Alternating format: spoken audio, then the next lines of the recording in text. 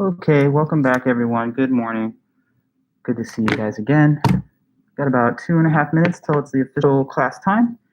So just kind of getting ready, getting comfortable, and be starting in just a few.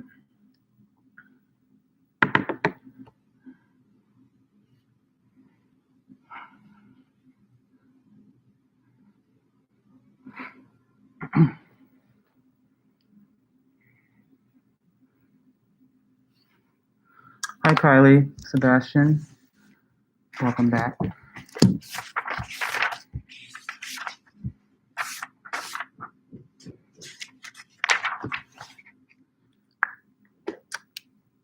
Jasmine's, good to see you too. Hi, Sky.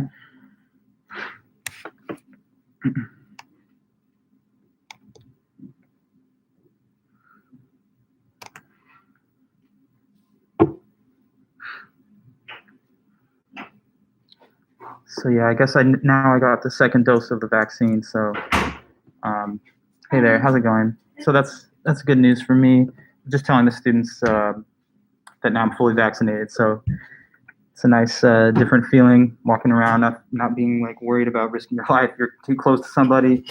Yeah, I'm still wearing the mask obviously because I'm on campus, but it's pretty nice. Everyone go and get those vaccines when you can, and we'll all be back to normal very soon. Good to see you guys. Hi, Chase, McKenna, Oliver. Good morning. Okay, just about another minute, and then we'll get things rolling.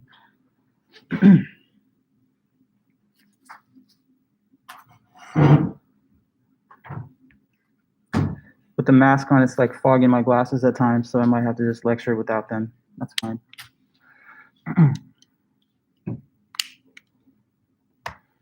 Okay. Good to see you, Claire, Angel, Zachary.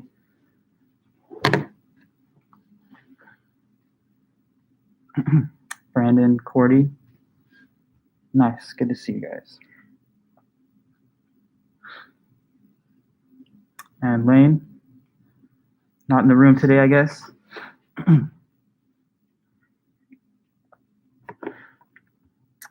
Annabella, welcome back. Okay, guys, so it's pretty much 10 a.m. I'm just going to now get things rolling. Thanks, as usual, for your attendance. Hope you guys had a good weekend. Like I was saying, I got the second dose of the Pfizer vaccine on Saturday. So I didn't really experience side effects much or anything like that. I was kind of a little tired, maybe a little out of it, I guess, but physically I felt fine. So anyways, good to be on the other side of that, have that behind me. But let's go on. We have a few more things to wrap up when it comes to epistemology. So today we're going to try and wrap that topic up, and then next time we're going to start on the topic of the metaphysics of time, and we'll speak about Einstein and the theory of relativity. So, okay, I see. Yeah, not to worry, Lane. I'm sure that, I mean, you have to do your weekly COVID testing, so I don't know. Probably if you have, then it should show up, but you might have to check with them. Not to worry, though. And hi, good to see everybody here. Okay, Sydney, Olga, welcome back, you guys. So, okay, let me just quickly recap the material on the Gettier cases, and then we'll be good to go from there, wrapping up Gettier. So we've started on epistemology as of last Monday, and it's the theory of knowledge. The ancient Greeks said that knowledge was justified true belief, and we studied the work of Plato and Socrates on that. Belief, to think something is true. Truth, that it actually matches the world's facts so that it's correct. So you have to think something's true, but you also have to be right. And then you have to have justification for having the true belief. So if you believe something to be true, and it is, and you have good enough reasons or evidence, that's JTB, justified true belief. And the Greeks and generations, really millennia after them, assumed that this was the right definition of knowledge because it sort of aligns with our common sense. Plato and Socrates were careful to note that justification was a major ingredient in the definition because it is that factor that kind of converts something from just being a lucky guess or just a mere correct opinion and gives it the status of knowledge. And he compared the justification function to these ropes that lock down the Daedalus statues. The statues are impressive and beautiful, but if you have ropes, they stay with you. And in the same way, a true belief is a great thing if you have it, but it won't stay with you, or it's liable to leave your mind, or you won't retain it unless you have some kind of evidence that you're basing it on. So justification bases the true belief and keeps it from leaving. Ropes base the statue and prevent it from leaving. So they have a similar kind of basing and stabilizing function for either a true belief or a so-called statue. Okay, so then after that, there was Gettier. Fast forward 2,000 years to the 20th century, and this American philosopher, Edmund Gettier, said, no, is justified true belief knowledge? Maybe not. And so let's try and remember why he said not. First thing he said is, okay, two preliminaries. Number one, it's possible to have a justified false belief, like, for example, a case of mistaken conviction at trial, which was later on reversed due to DNA evidence or something, right? In that case, jurors and the court would have come to the reasonable conclusion that the individual was guilty, but it would have been a misleading case of evidence. So it's possible, although it's not typical, to have a justified but nonetheless false belief. From there, he also mentioned what's called the closure principle. Okay, now what the closure principle says is that if you have justification to believe one statement, and then you deduce a second statement from it, then you're also justified in believing the second statement. So like if you're justified in believing that I was born in the 80s, then likewise you're justified in believing that I'm at least 20, because having been born in the 80s entails that I'm at least 20. And so whatever evidence you have for the first thing transfers over to the second thing that just logically follows from it. Okay, so that's the closure principle. And the other thing was about justified false beliefs being a possibility. From there, he just states the definition of knowledge that he's going to criticize, the classical JTB account. Yes? I'm sorry, what was it that you were saying? Like you give justification with one thing that leads to another, and you can believe the second thing? Okay, so student has asked about the closure principle. The closure principle is this idea that if you're justified in believing a sentence, and then you notice that it implies a second sentence, then you're also justified in believing the second one if you deduce it from the first. So, I mean, there's a little bit of discussion in that, but the concept is this. Evidence to believe one thing can also be evidence to believe a second thing that follows from the first. So, I mean, if you're justified in believing that I was born in the 80s, my example is this, just because it's easy enough to refer to. I was born in the 80s, and I'm just telling you that, so that's your evidence that I was. And if you now start using mathematical logic and you're like, well, anybody born in the 80s today in 2021 has to be 30 at least, then you would be justified in believing that second statement because it's a logical result of the first, okay? So like when you have information to believe something that's justifying it, that same justification can also provide evidence for a second statement that is based on the first one. That's all that that says, okay? So like, I don't know how to maybe simplify that, but I could say justification transfers over when you deduce things. Okay. Okay, good. So then, yeah, good question. So from there, he states these Gettier cases. Okay, so the first one is this Smith and Jones job hunt scenario. And I'll quickly just repeat the facts of that scenario. We imagine Smith and Jones are two competitors for a job position. We then say that after the interviews, the boss has a private moment with Smith, and he says to Smith, hey, Smith, just to let you know, sorry to disappoint you, but I've decided I'm not going to hire you. I'm going to hire Jones, actually. So he just confides in Smith that he plans to hire Jones. Therefore, Smith now believes Jones will get the job. A second thing then Smith learns is that Jones has 10 coins in his pocket. Why? Because he counts those. So now he has this full belief. Jones will get the job and Jones has 10 coins in his pocket. From there, he does this little deduction thing that I was just referring to in the closure principle. So from the statement, that Jones gets the job and Jones has 10 coins, he deduces this second statement, which removes the name of Jones and replaces it with the general label of the man who gets the job. So he now deduces the man who gets the job has 10 coins in his pocket. And that's justified for him to believe because of the evidence that I mentioned before. The evidence, number one, that the boss told him Jones will get it, and then the act of counting Jones' coins. This provides justification for the statement that the man who gets the job has 10 coins in his pocket. Now, at the end, there's a plot twist, as there always are in these Gettier cases. And what happens is the boss returns, and he goes straight to Smith. And what does he say to Smith? Surprise, Smith. I was kidding before when I said I would hire Jones. Just wanted to see what your reaction would be. But in fact, congrats, you're the one, and I've hired you, so you'll start tomorrow. So Smith got the job. And now this part is a total coincidence. Just randomly, And he was not aware of this, but it just so happens that Smith also has what? Can anyone tell me that in the chat maybe?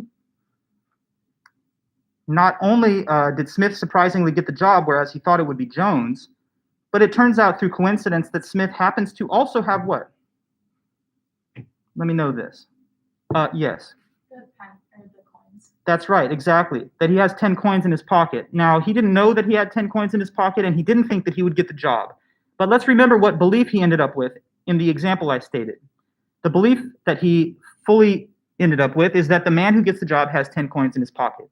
And does that end up being true? Yes, because the man that gets the job ends up being Smith, and it just so happens that he does have 10 coins in his pocket. But Gettier is telling us, and most agree by intuition, that this is a justified true belief. Sure, but it's not knowledge, because the only reason that it turned out to be true was coincidence, because of the coincidence that Smith happened to also have those 10 coins. Since his evidence was all based around the number of coins that he counted in Jones' pocket and the assumption that Jones would get the job, it is really just random chance and luck that the statement, the man who gets the job has 10 coins in his pocket, ended up being true given the way that Smith formed his belief. So it's a JTB that's not K. It's a justified true belief that's not knowledge, because knowledge is incompatible with getting the thing correct just by luck. Okay. Now there is a second Gettier case, guys, and I sent a video yesterday, by the way, and let me also mention that over the weekend, yesterday, I sent a little supplemental video that just kind of adds further discussion of the Gettier cases, and it has some kind of like memorable little animations and cartoons that sort of, again, make it a little bit more relatable and easy to understand. So I would offer that you watch that when you have a few minutes, 15 minutes or so. It goes over the classic Gettier case 1 of the job hunt, but it also talks about a second Gettier case that's in the essay as well. I know I didn't get to talk about that with you guys in the previous meeting, and I just want to briefly review that with you just to kind of be complete and final. So let me just speak to you about Gettier case 2, and if you like, you can go back to the notes in the book or the video that I've shared with you to see the examples mentioned here. Okay, so Gettier's second case, again, involves two characters named Smith and Jones, but in this version, they're co-workers in the same office, so they work at the same place. Now, Smith believes something about Jones. He believes that Jones owns a Ford car, made by a Ford company. Why does he believe this? Well, for all kinds of very good reasons, because Jones pulls up to work driving a Ford, and he parks it right outside of the office. And then sometimes at the end of the day, when Smith wants to go home, Jones is like, hey, Smith, what's up? Take a ride with me in my Ford and I'll drop you off, because I own a Ford and I love Fords and I'm a Ford man. So Smith is like, okay, sure, I'll do that. And anyway, after all these different experiences, seeing Jones pull up in a Ford, hearing Jones constantly talk to everyone, I own a Ford, blah, blah, blah, and then giving him rides in and all that, what better reason would he have to think that Jones owns a Ford? So anyway, he believes Jones owns a Ford, and my little backstory was just to explain that it's justified for him to believe that because it's abundant evidence, okay? Now, from there, I need to tell you that there's these types of sentences called disjunctions. We talked about them one time earlier in the semester when we learned about Pascal's wager. A disjunction is, in grammar and logic, what is considered an or sentence. So the form of a disjunction is this or that, A or B. Like if I tell you I will either sleep in or I will come to class. I will either order pizza or I will order tacos for lunch. Those are disjunctions. And within a disjunction, the two component parts are called the two disjuncts. So the part that is on the left of the word or is the first disjunct, and the part is that is to the right of the word or is the second disjunct. So when I say to you that I will either sleep in or go to class, the first disjunct of the disjunction is that I will sleep in. The second disjunct of that disjunction is that I would go to class. Okay. Now with a disjunction, only one of the two disjuncts has to be true for the whole disjunction to be true. So like if I say to you that either Dr. Vulich was born in the 80s or the moon is made of cheese, that's a true disjunction because the first disjunct is true. And in a disjunction, only one has to be true at a minimum for the whole thing to be true. Now, conjunctions are and statements, and with them, both have to be true. So if I say to you that, Vulich is a philosophy professor and the moon is made of cheese, that is false because the moon is not made of cheese. When I say either or, I'm not saying both. I'm saying one or the other. So if one is true, then the whole thing's true in that case with the disjunction. Now, suppose that our guy Smith, that I told you believes that Jones owns a Ford, given the evidence that he has, is a fan of logic and stuff. And so for whatever reason, he has this set of disjunctions that he forms based on the belief that Jones owns a Ford. So since he believes Jones owns a Ford, he knows that he's justified, based on the closure principle, in believing that either Jones a Ford or fill in the blank, anything else. So he does now form these three beliefs. Another little piece of backstory. Smith has a long-lost friend named Brown. He hasn't seen Brown in a long time, and he has no idea where in the world this person is, Brown. So he forms these three disjunctive beliefs, which start off with the statement that Jones owns a Ford. Jones owns a Ford, either Jones owns a Ford or Brown, the long-lost friend, is in Boston. Statement number 2, either Jones owns a Ford or Brown is in Barcelona. Statement number 3, either Jones owns a Ford or Brown is in, this is a little obscure, Eastern European city, Brest-Litovsk. Okay, now here's the way that this plot twist finishes in the story. As it turns out, our guy Jones, he was trying to trick everybody. He was totally just, faking that he had a Ford, and that's a rental Ford. So he's pulling up in the rental claiming that he owns it. So everyone thought he owned a Ford, but they, were wrong, even though there was good evidence to think so. So the part that says Jones owns a Ford is false, but randomly, totally coincidentally, the other guy, Brown, who Smith hasn't talked to in years, just so happens to be hanging out, chilling in Barcelona, doing whatever, watching bullfights. So the second believed proposition, which says that either Jones owns a Ford or Brown is in Barcelona, turns out to be true. And it was justified because of the evidence surrounding the first of the two disjuncts. So it's justified, true, and Smith did believe it, as I said. But once again, the intuition of all is that it's not knowledge, because the fact that makes it true is the disjunct that the individual had no evidence for, whereas the evidence that he did have provided justification for the other false disjunct. So again, it's just a matter of coincidence, isn't it, that his belief is true, since the evidence that he used to form the belief is completely unrelated to the fact which makes it true, which is that Brown is in Barcelona. Okay, so there you have another Gettier case too, and that's just to be fully complete. If you go back and look at the text, you'll be able to connect that part of the writing to what I've said here. Another, just last thing, another Gettier case that involves the characters of Smith and Jones, which is, I think, easier to understand than these two, is another office case where Smith thinks that Jones owns a Ford because, Jones seems like he drives one and all of that, like I said. But in this case, imagine that Smith just deduces that since I believe Jones owns a Ford, therefore someone in the office owns a Ford, because that does follow logically from Jones having it. Now, suppose that as before, Jones was just faking and he doesn't own a Ford, but then there's this other kind of low-key employee at the office that does own a Ford, but he just rides a bike to work every day to sort of save energy and gas. So the belief that Smith had in this case is that someone in the office owns a Ford. He had reason to believe that, and it turned out to be true, but not because of the individual's identity who he thought did own it. And so once again, it would be a case of having lucky, justified true belief. But that means that it's not really knowledge. Okay, so much for Gettier. That's good for us to now move on, and we're going to speak about the next author in the lecture series. So let's continue and go from there. The next man that we're going to discuss is this famous French philosopher of the 17th century. So let me give you a little bit of information about his name and the dates of his life. So it's all about Rene Descartes today from here.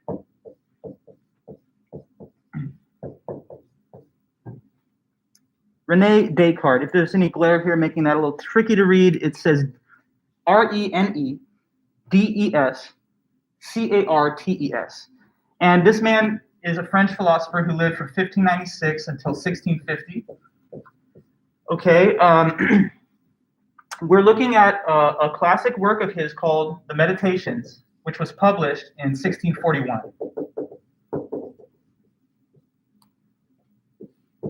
The Meditations from 1641. Okay. So again, he's a French philosopher. Sometimes, American students not speaking French and everything struggle with these names. It's not important to pronounce it correctly, but it's the soft R is silent in French, so Descartes, not Descartes. But anyway, if you talk to a person that's knowledgeable about that, then you'd want to sort of say the name right. Rene Descartes. So let me give you a little bit of information about his life. He's living in the 17th century, the 1600s primarily. And sometimes this period in Western history is referred to as the Age of Reason because we're starting to see all kinds of rapid advances in scientific and academic knowledge in every different field. And let me just give you a few examples of that. We're starting to learn about the principles of Newtonian physics from Isaac Newton. Calculus is being developed by both Leibniz and Newton. We're starting to learn, using newly invented telescopes, more detailed information about the orbits of the celestial objects and our position in the solar system and the universe. Kepler is discovering about the elliptical orbits of planetary motion. We're starting to learn that the fundamental unit of biological matter is the cell. And we're making strides in anatomy. Even in art, we're having more realistic tactics and techniques of depth of field using the vanishing point. Medicine, anatomy, mathematics. In geometry, we developed the Cartesian coordinates. Rene Descartes is actually the forefather of the Cartesian coordinates. It's named after him. Cartesian is from his name, Descartes. So he was also a mathematician and a geometrician in addition to his work as a philosopher. So anyway, Descartes sees this burgeoning kind of explosion of knowledge happening across all fields in the academy and science. And this is sort of also happening because a lot of this had been suppressed during the medieval period and the earlier era of the Christian era, since, especially in the medieval period, the church was the preeminent institution, which would have made sure that secular knowledge that deviates from orthodox teachings of the scripture would have been considered out of bounds for people to learn. So it's only now that there's like a little bit more independence in the academy from the strictures of the church, and that's starting to play out in all these advances in human knowledge. So Descartes sees that happening, and he has a goal that he wants to accomplish by writing this book. He says, let's find out what it is that we can know for totally certain, because he thinks that we need to find that certainty in order to utilize it as a foundation for this growing body of human knowledge. Imagine a metaphor of architecture, if you like. Suppose you have a very ornate, towering structure, architectural achievement. Even if it's extremely magnificent and beautiful, if it's founded on like a loose and shaky foundation of sand or whatever, then it's possible that it will topple over in the future because of the weakness of the foundations. So Descartes says, employing this kind of metaphor of architecture, if we're building the structure of human knowledge, this towering structure, and it's really growing right now in rapid strides, let's make sure not to start it off on the wrong foot, so that later on, perhaps, if we discover our founding assumptions are wrong, we'll have to withdraw the whole structure and it'll all fall down like a building that collapses. So he says, let's get that certainty. Now, what are these foundation stones that he's going to try to place beneath the body of human knowledge and science? He says it has to be something that's totally certain, that could never be doubted, so that we will never have to go back to the foundations and reconsider them. So what are these founding certainties that we're going to use to establish a base for the body of human knowledge? That's the goal of the Meditations. Now, just so you know, the full title of this book, Meditations, is sometimes Meditations on First Philosophy, but informally, we often in the academy just call it the Meditations or Descartes' Meditations.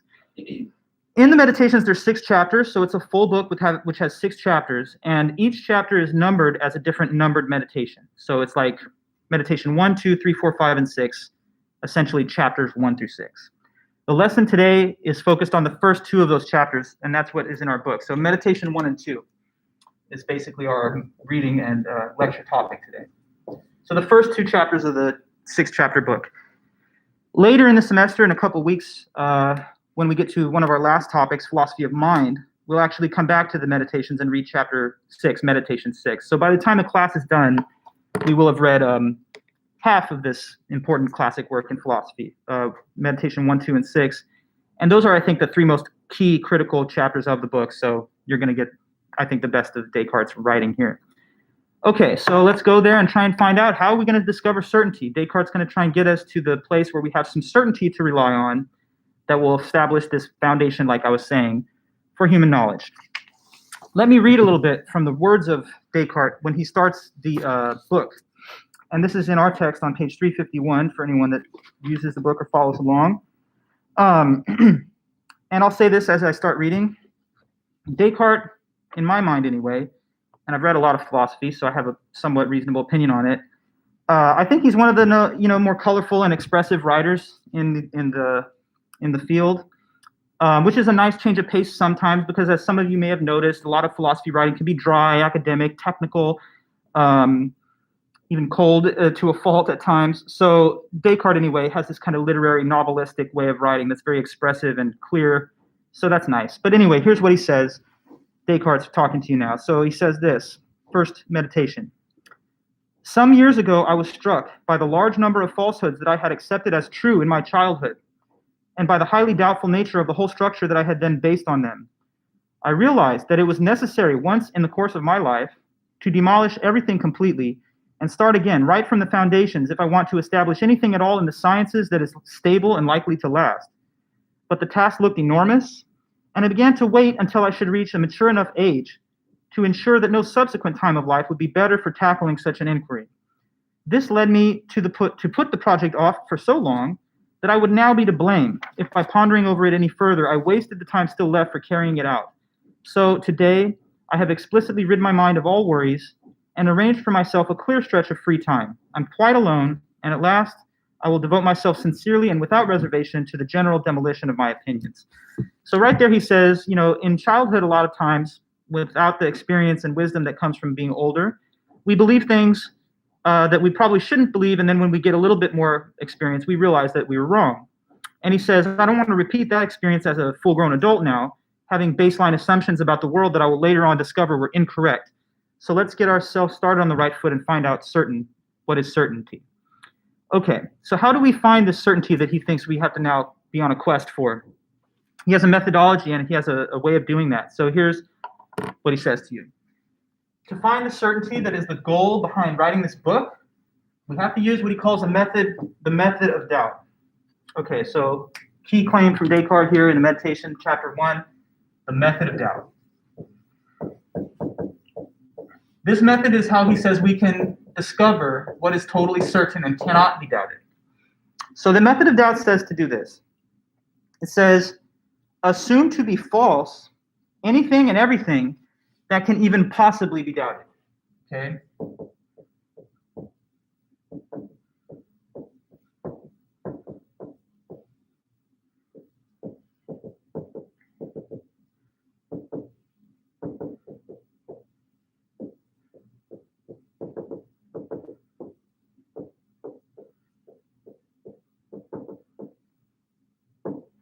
Okay, so what it says, method of doubt, definition, assume to be false anything that can even possibly be doubted.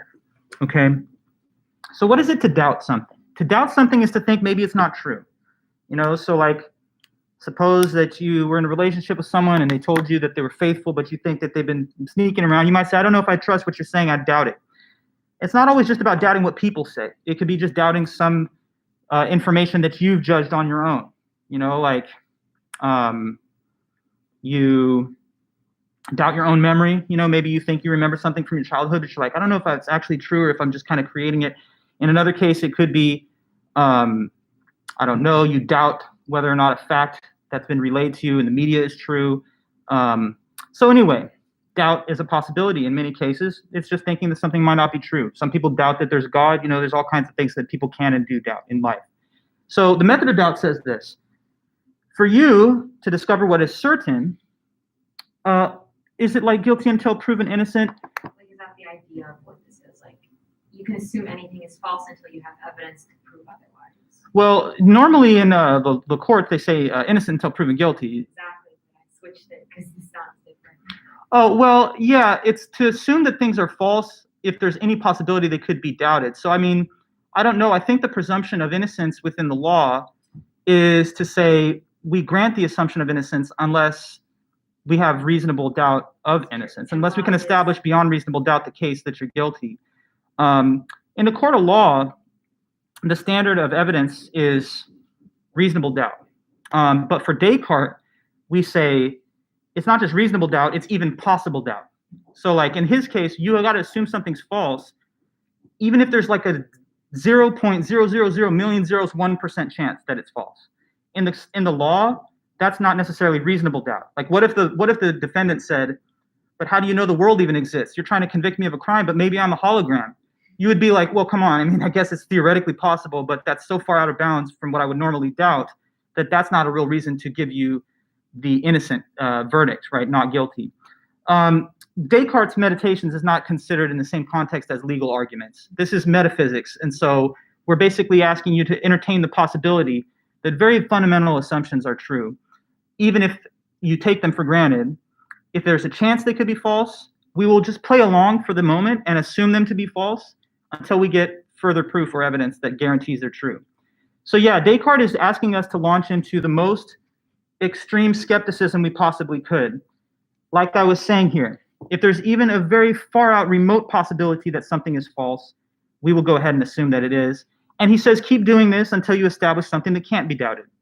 When I was an undergrad back at UCLA a long time ago now, I had a professor teaching me some of this material, and he gave what I thought was a somewhat useful example, so I'll try to use it here too. It's a metaphor. So suppose that you were trying to shop for an apple like at a produce section. But let's suppose that you wanted this to be like the ideal specimen of an apple. Maybe you're giving it to a professor as a gift like they used to do. But whatever the case is, you want this to be that ideal, unblemished specimen of an apple. So you go to the cart, you pull one out, and you're like, hey, this might be it. It looks good, but as you examine it more closely, turning it all around, you notice, well, it's not perfectly pristine. It's not totally unblemished. There's a little bruise, divot, a little blemish on the apple. So this one's not perfect. Set it to the side, and it's on to the next. And you keep going through this cart until you find one that has no marks, imperfections, or defects, and that's the one you're looking for. Now, it's a metaphor I'm using. In the method of doubt, we're not sorting through apples in a barrel, but we are inspecting the beliefs in your belief system, holding them up to the light of scrutiny. And if there's any possible iota of conceivable doubt, we'll say that one's not certain enough. And we assume it's false, relegate it to the trash bin, and keep going and going until we hope to find something in there that cannot be doubted at all. And then we will have succeeded in this method. So it's kind of like a process of elimination. Eliminate all those things which are doubtful, and whatever remains left over, that will be these foundation stones that we're going to use as pillars to prop up the structure of human knowledge. Okay, so with the method of doubt being utilized, you're now going to learn that there's tons of stuff that it throws into doubt. Almost everything, really. In fact, and here's the next point, everything that we perceive with our five senses is capable of being doubted. And so all beliefs that are based on the five senses can be doubted.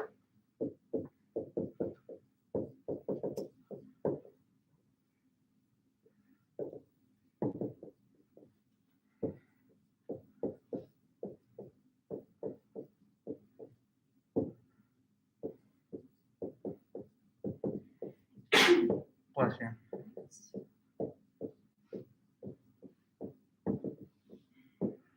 All beliefs that are based on sense perception can be doubted. That's what this says here.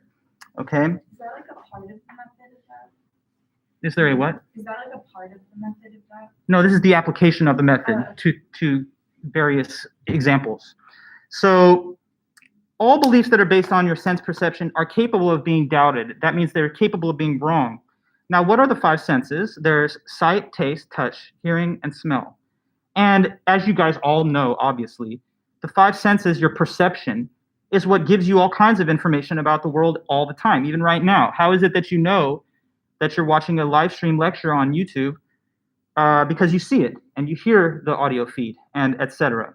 How do you know right now that you're seated in, I assume most of us, your apartment or house or dorm? Because you can look around, see the familiar surroundings. You can feel the tactile quality of the chair that you're sitting in. If someone's like brewing coffee or something, I don't know, then you might be able to smell that. So your five senses inform you about your surroundings, the environment that you're in, and what is happening there. That's a huge source of our knowledge that we rely on. But what Descartes says is that all beliefs that are based from those five senses are at least theoretically capable of being doubted. So how is it possible to doubt information perceived by your five senses?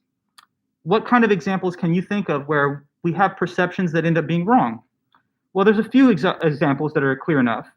Take the case of people that are undergoing hallucinations or some type of like psychotic episode. Such a person might think that they see things with their eyes that are not there. Cordy, you give another example, optical illusions. Yes, there could be a person who, let's say, places a knife into a body of water and it looks as though the water line causes it to bend, but that's just the refraction of light. Obviously, in objective reality, the knife's not bent. Or you might see a mirage in a hot environment and then assume that it's a body of water when in fact it's just the effect of the play of heat on your visual system in the environment you're perceiving things in. So yes, optical illusions, that's one case. But how about this? We're going to go way outside the box. And I want to ask you a question that's pretty trippy. What would have to be happening right now for you to be wrong about you watching a lecture on YouTube? Like, what could make you doubt? What could possibly be the case for it to be false that you're even attending this lecture right now? Because I know you think that it's happening, because you can sort of perceive it, right? You're seeing it and you're hearing it. Some of you guys' case, you're actually in the room with me. But what could possibly be the scenario where that's all false? Yes, you guys heard? Put it in the chat too. It's possible for you to be having a realistic dream, okay? And when you have dreams, you think that there are real things happening, but in fact, of course, as you know, it's a dream, so it's not real. How many of you guys have had realistic dreams? I mean, it's something that I think is a universal fact about people, that you have dreams. Speaking from my own experience, sometimes, I'll be having a dream, and my most memorable dreams, for the most part, it's kind of sad to say, are often not the most pleasant ones. I seem to always forget the ones that are nice. But then if there's something horrible happening in there, like in many cases, I'll have a dream where I'm facing death. It's like I take a wrong turn on the road. Now I'm careening off a cliff and I'm like facing my mortality. And then all of a sudden I wake up like, yes, I can't believe it. This is great. I still get all this extra time. Or in another case, I might be having something embarrassing happening in the dream. Like I'm up there lecturing like I am now, and I start to forget my train of thought. And I lose my notes and I'm like messing up the lecture. And then I'm like happy when I wake up realizing that I get a chance to do it in real life. So because dreams can sometimes deceive us into thinking we're in a real environment, Descartes says you cannot necessarily assume with total certainty that you are not dreaming right now, even this. So you might not be awake. You might be having a dream that you're watching a lecture for your Chapman class at, this semester. Now, you might be thinking this. Come on, though. I know this isn't a dream. I've had dreams, and I can tell the difference between when I'm dreaming and when I'm awake. But think about it like this. If your entire life has been a dream and you've never had a waking state, then you have nothing to contrast or compare the vividness of this experience with, to say, oh, well, it's so vivid that it's not like when I'm asleep, because then you wouldn't have had any case of being awake to compare the sleeping state with. So we hold the possibility that your entire life is a dream and that everything around you is a figment of your imagination and there's no external world, so therefore sense perception could be false. Let me write the argument on the board that sort of gives the formal structure to what's been said here. Okay, so two premises and then the conclusion. This is a sort of dreaming doubt argument that's been laid out by the author. First premise, to know anything from sense perception, I have to first know I'm not dreaming. So to know anything from sense perception, I must know that I'm not dreaming.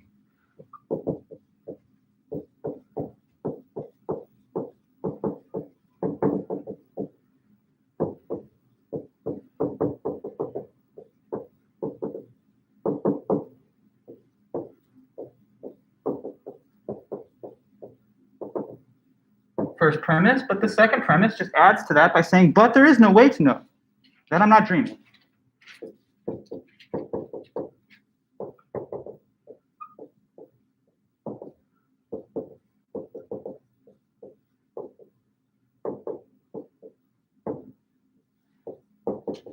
So put these two pieces together, and what conclusion follows? To know anything from sense perception, I would have to know I'm not dreaming. But there is no way to know that. So therefore, I don't know anything from sense perception. I don't know that I'm seeing, feeling, tasting, hearing, touching anything real.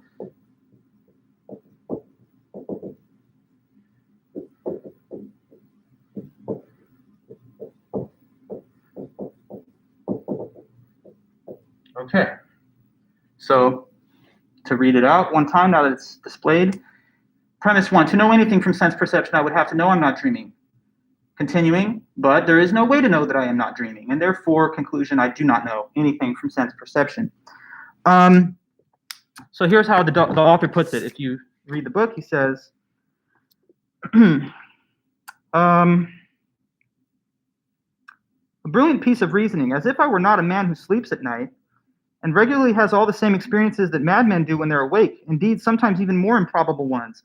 How often asleep at night am I convinced of familiar events, that I am here in the dressing gown by the fire, when in fact I'm lying undressed in bed. Yet at the moment my eyes are wide awake when I look at this paper. I shake my head, it doesn't seem asleep, pinch yourself and all that stuff, seems like you're not asleep. But then he says, indeed, as if I did not remember other occasions when I have been tricked by exactly similar thoughts while asleep. As I think about this more carefully, I see plainly that there are never any sure signs by means of which being awake can be distinguished from being asleep. So the method of doubt so far has snatched away a huge repository of knowledge that we would always rely on, all the beliefs and things that we've derived from what we see, taste, touch, hear, and smell. So anything that you've ever formed a belief on based on those things, he's saying, for the moment anyway, temporarily, let us assume for the sake of the argument that all of that is false. So yeah, everything you see around you, let's pretend to be false, and we continue until we find something that is certain. So if sense perception won't give us the certainty because of the case of possible dreams, maybe we can find better certainty in the world of math and such. That's the next option that he considers. So suppose that someone says this to you. Even if you're dreaming and the whole external reality was a big illusion, wouldn't it still be true that 1 + 1 = what? 2. Wouldn't it still be true that every triangle has 3 sides? You might say these things are guaranteed because they don't make any reference to space or time. They just refer to like conceptual facts about mathematics, geometry, trigonometry, and logic. So maybe formal claims like that, not that, Columbus sailed in 1492, because on the assumption that the world's an illusion, there's no such person. But 1 + 1 = 2, isn't that bulletproof? Isn't that dead certain? Well, it seems like it, but there Descartes says not so fast. Once again, I'll show you why that's doubtful. Okay, so why could math and so forth also be doubted? His first statement is this. Well, he believes in God, as does everybody that would have been reading this material back in the time he wrote it.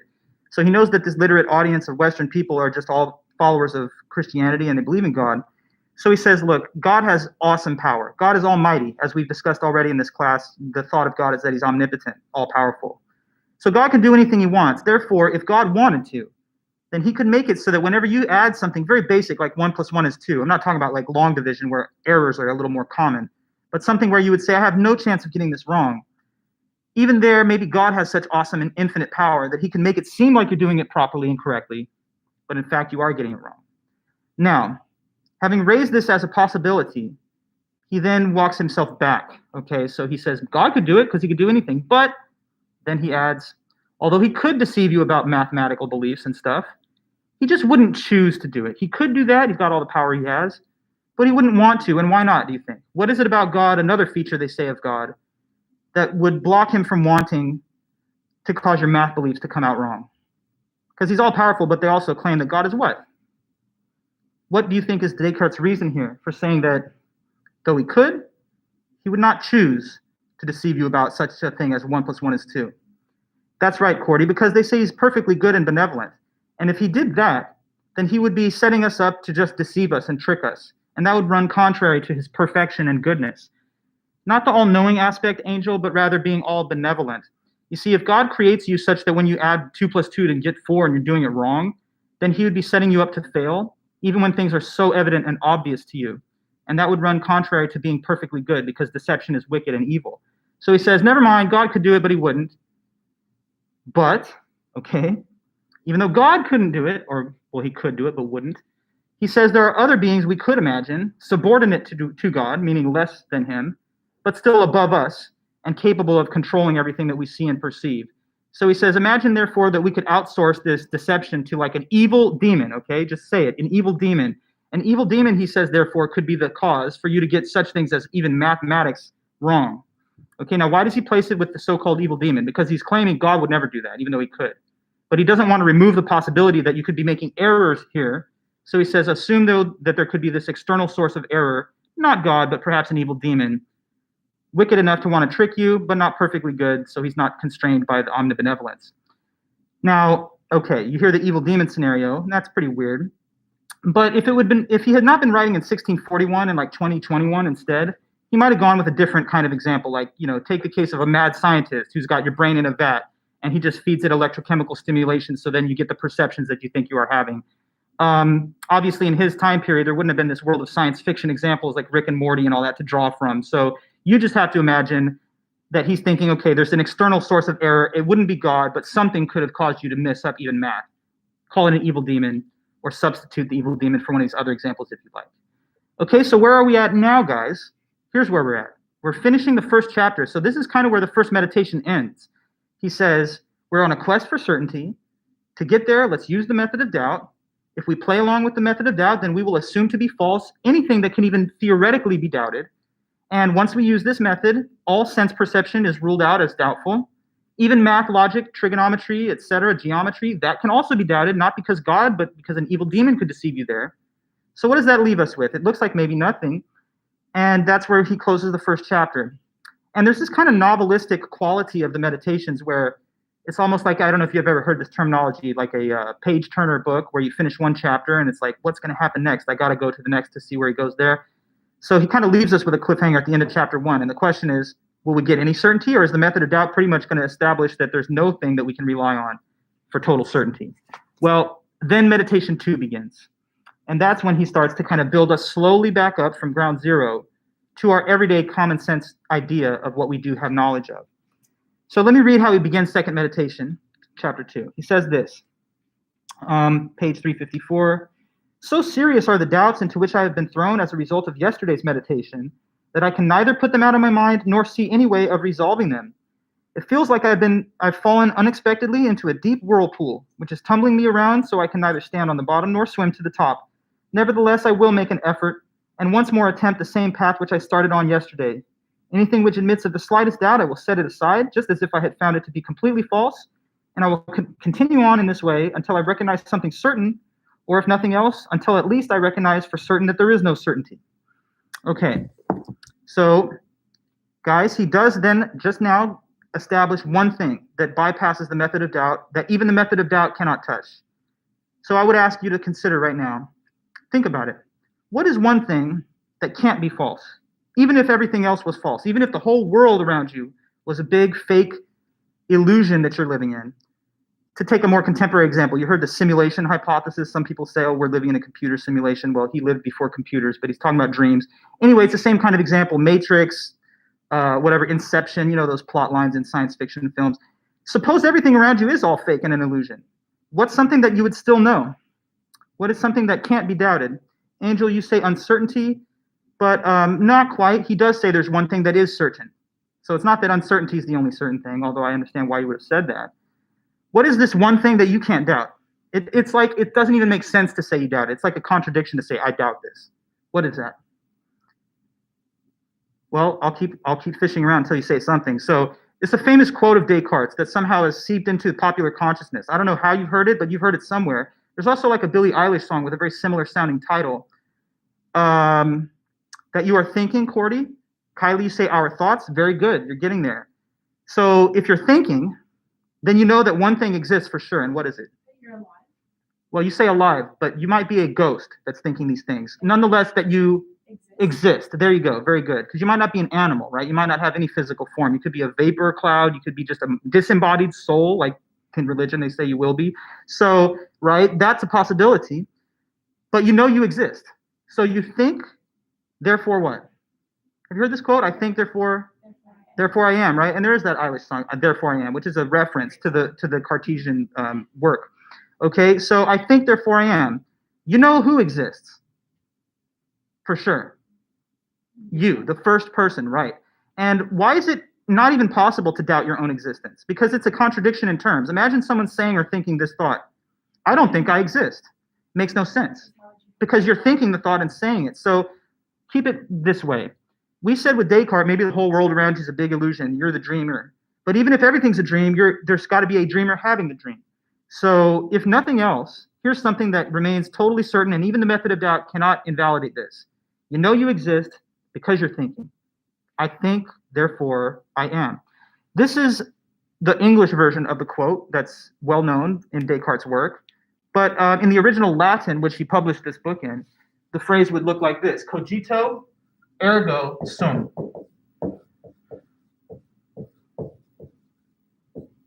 Okay, C-O-G-I-T-O, cogito. This is a Latin word that is where we derive the word cognitive or cognition, and that has to do with thought or conscious activity.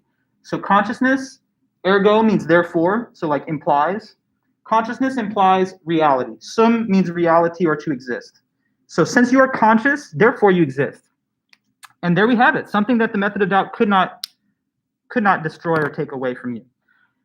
But it's not a lot, at least initially, that is certain. It's just the existence of yourself. For example, guys, answer this one if you can.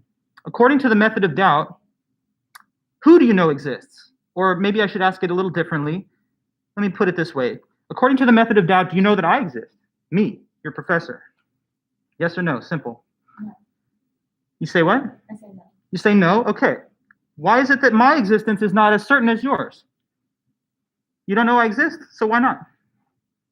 Because we perceive you through our senses. Right. And so it's possible that I could simply be another element of what you perceive in the simulation or dream. You know, you have dreams, and when you have dreams, sometimes you're interacting with other people in the dreams. Like I've had dreams hanging out with my friends, but I'm not hanging out with my friends in reality when those dreams are happening. They're like figments of my mind. So if you're in the middle of a big dream and your whole life is that way, then I and all the other persons, except for you, could potentially be figments of your mind or imagination.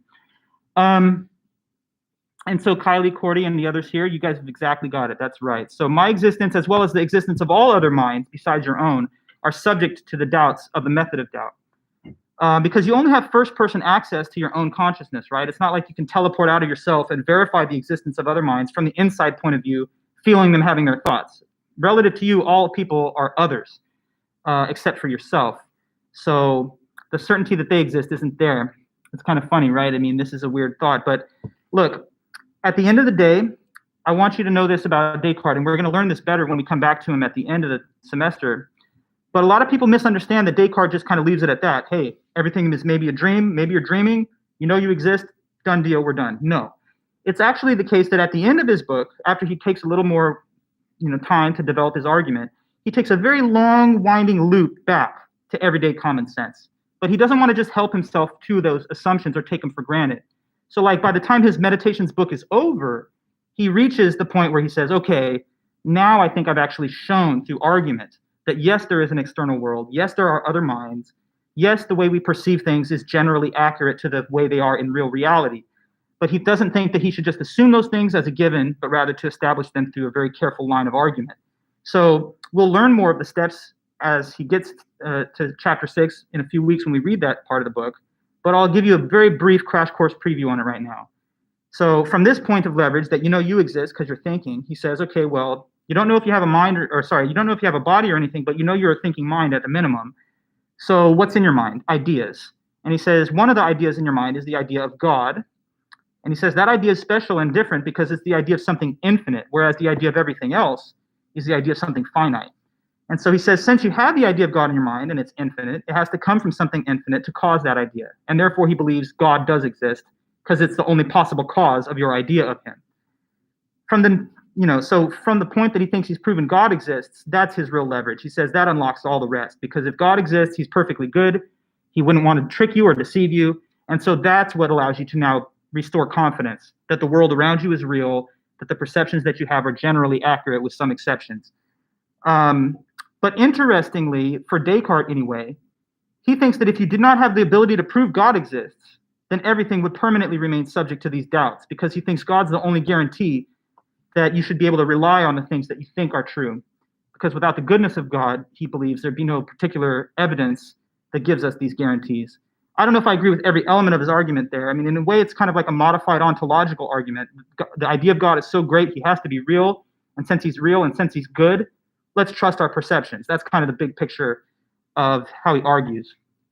But at this stage, meditation 2, we're limited to just the first insight that passes the method of doubt, which is that I think, therefore I am. So guys, that was about it for today's meeting. Appreciate all of you guys helping and paying attention. Continue to attend, continue to read the book. Next class, we're going to launch into a new topic. So we'll be reading the work of Albert Einstein and the theory of relativity. There's a short paper in the book on that, so I would ask you to try and read it to prepare for Wednesday's meeting. And then we'll talk about time and the metaphysics of time and even the relativity theory and time travel and stuff like that in the next couple of weeks. So it's a kind of fun topic, switching gears. As I've told you already, I did grade all the midterms, and I've answered all emails that I received up through Saturday. If there are people that have requested grades as of Sunday, don't worry. My policy is to reply to you within a 48-hour window, so I'll get to you, if not today, then tomorrow at the latest. But other than that, thanks so much, guys. Let me know here in the chat that you're good to go, and I'll close the stream once I see your response. Okay, thanks so much, guys. Perfect. Yeah, I hope everyone's out there trying to get that vaccine so we can all be in class in the fall. For me, as I was saying before, I'm fully vaccinated, so I feel a lot more confident being out in public myself. But anyway, thanks so much, guys. Have a good one. Take it easy, and I'll see you back on Wednesday. Thank you. I'm excited for time travel. Oh yeah, it's a fun topic.